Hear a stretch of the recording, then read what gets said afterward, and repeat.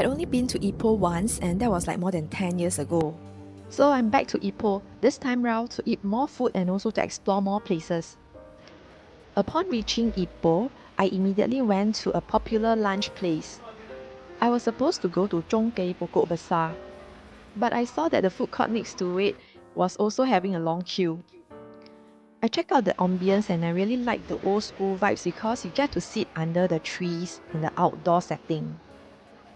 So I just chose to have lunch here at this place called Big Tree Food. I ordered Assam Laksa and also Yong Tau Fu.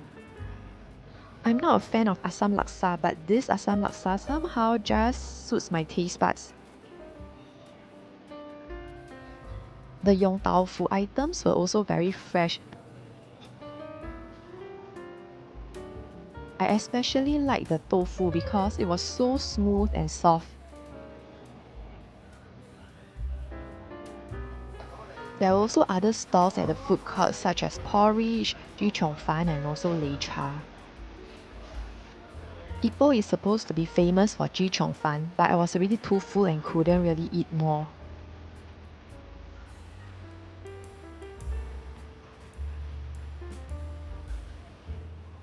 I also went to check out Chong Kee Pokok Besar. This is the Yong Tau Fu store that many people like. There were also various other food stalls, and I was so shocked to see that the place was fully occupied.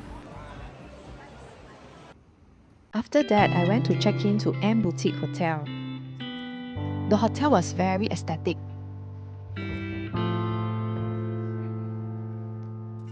Every corner of the hotel was decorated very nicely. The room was also full of design elements.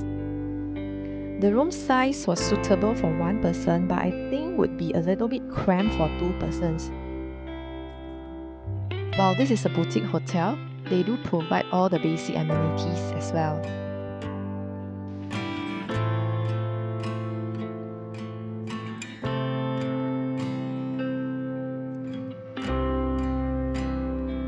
The bathroom has got these very retro black and white floor tiles.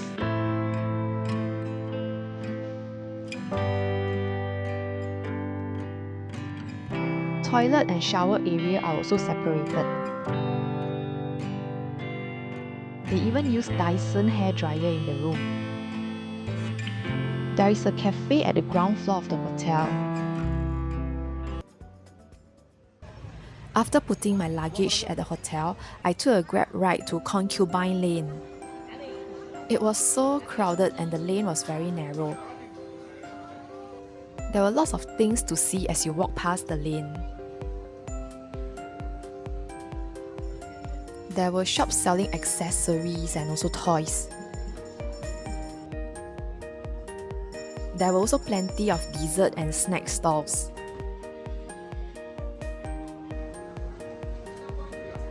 Going up the staircase in this shop house made me feel as if I was transported back to the olden days.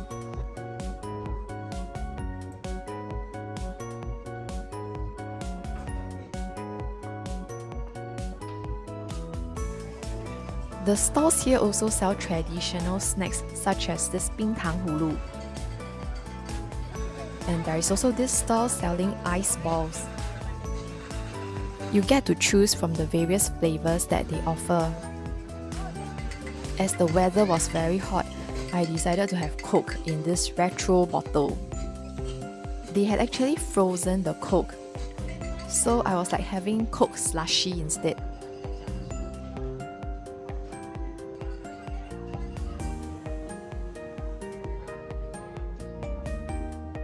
I walked around the area and discovered this Chloe Co cafe, which seemed to be very popular.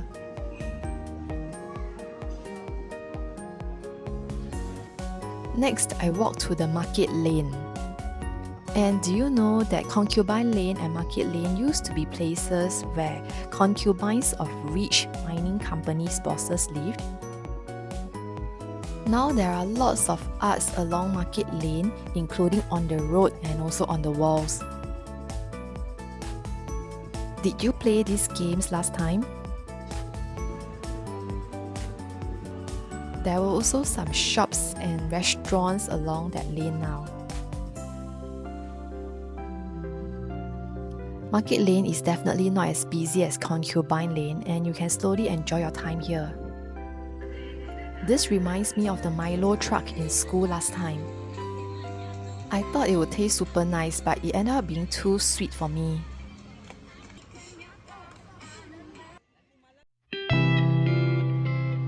Near to Concubine Lane, there is this Hing Square. There is a popular cafe Plan B here, and also nearby, you will be able to find a very special bookstore. This is the bookstore that everyone would go in to have a look. You need to walk down the stairs and then just discover how unique the bookstore is. It looks like an old office to me.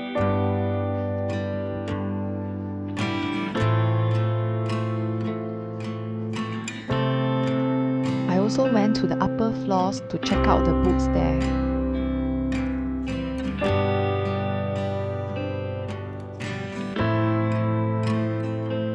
From Concubine Lane, you can also walk towards Birch Memorial Clock Tower.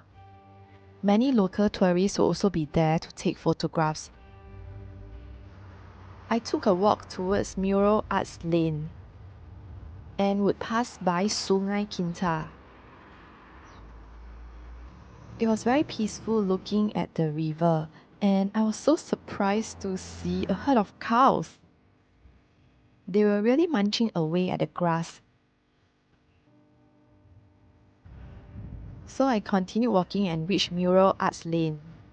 It was a very long stretch of lane with wall paintings. It was rather quiet though on that day. Some paintings are like from the same series. After taking photos here, I wanted to have bean sprout chicken for dinner. There are two famous shops opposite each other. I wasn't sure which shop to go to, so I just walked to Ong Kee because it was nearer to me. I ordered one person's portion of chicken as well as the bean sprouts. The chicken was very tender and nicely seasoned with soy sauce. The bean sprouts were not overcooked, so they still had the crunchiness. I actually forgot to take the chili.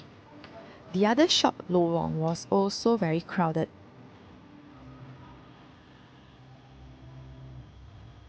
Then I just continued walking around that area, and there was also a pasar malam that night. It's interesting that there is foot massage service at pasar malam. There are also various shops selling pomelo because Ipoh is also well known for pomelo. I walked towards Tong Sui Kai. Many people would be there for dinner or for desserts. Since I already had my dinner, I was just there to have some desserts. After that, I took a Grab ride back to the hotel to rest.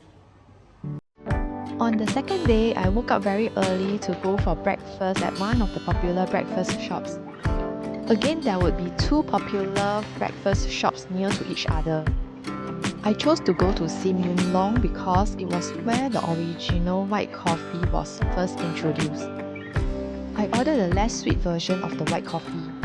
The coffee itself was very thick and coffee lovers probably like it. Nasi lemak was just so-so to me.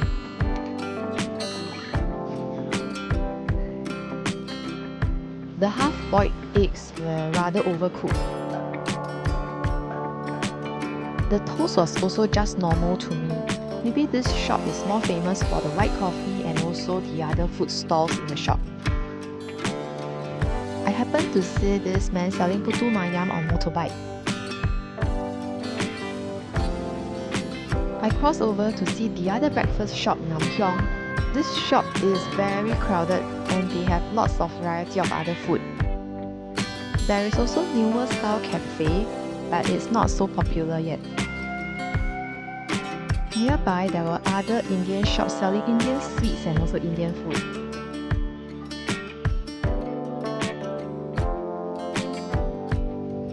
I just walked around the area and discovered many other retro shops as well.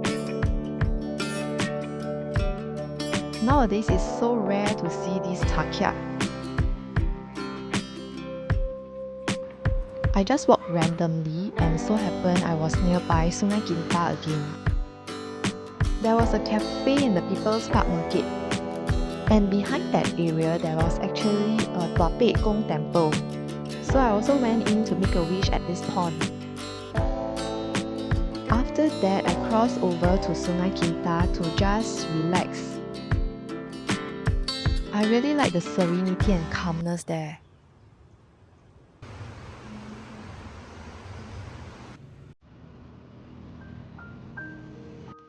At around 9 AM, I took a grab ride to Tasik Cermin 2. It opens at 9:30 AM, and it's better to be there early. You need to buy tickets to get on the boat ride. When it's your turn, they will call out your name and then you'll also be given life jacket. It was quite a fun ride. You will cruise through a cave. And what greets you at the end of the tunnel was just so amazing. The lake and its surrounding look so beautiful.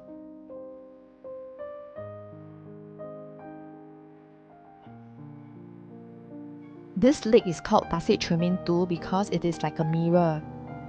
Oh, by the way, there is also another Tasik Cermin if you walk further up from Tasik Cermin 2.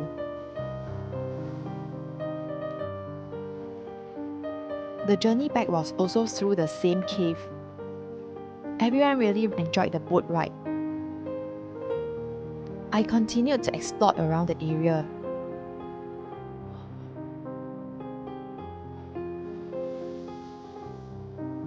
There was a cafe at this valley. As it was quite crowded and I wasn't hungry yet, I didn't visit the cafe. Instead, I checked out what were on sale at the area next door. There were lots of souvenirs, cute accessories, and also fun games.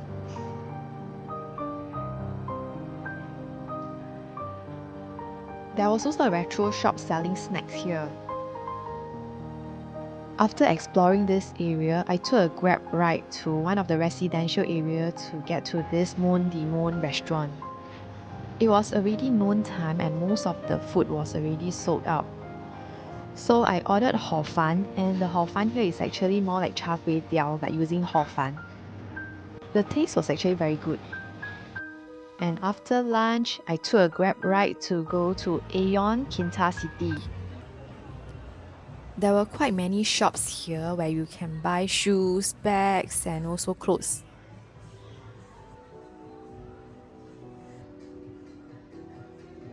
There is also a huge food court here. This kueh bahulu shop is very interesting because customers get to pick the kueh bahulu by themselves. There are also Daiso shop and also popular bookstore in this mall.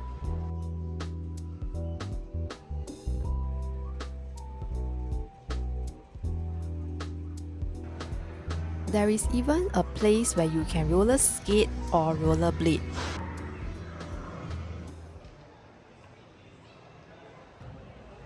After buying some stuff in the mall, I took a grab ride to Buram. There were stalls selling different snacks at the roadside. Many people were waiting for popiah here.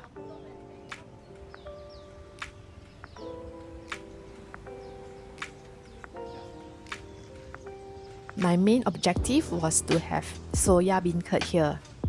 There is also another outlet nearer to town. I opted for soya bean curd with brown sugar. The bean curd itself was so soft and smooth. I was so satisfied after finish eating the soya bean curd. I just continued walking around the area. I saw from Google Maps that there is this Jingsi Books and Cafe. It is operated by Ciji. There was a sense of calmness in this cafe. I spent some time having green tea and also just enjoying the quiet moment here. After that, I accidentally noticed that there is a food court nearby. So I had early dinner. I couldn't resist the fried chicken. The lomai gai was just average, so I wouldn't recommend it.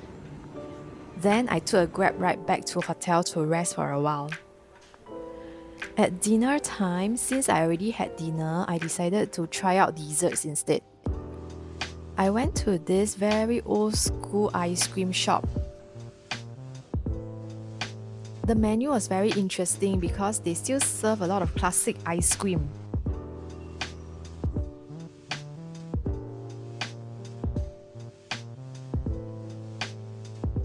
I ordered the classic banana boat. So I get to choose the 3 flavors that I want, and I noticed that there are also cornflakes and also cocoa crunch on the ice cream.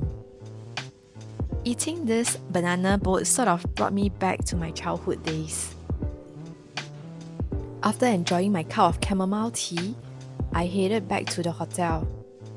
I just realized that there is this area for reading and relaxation in the hotel, and there is even a gym. You can also do laundry here if you need to. Then I went back to the room to rest because I'll be heading back to Singapore the very next morning. So till here, thanks for watching.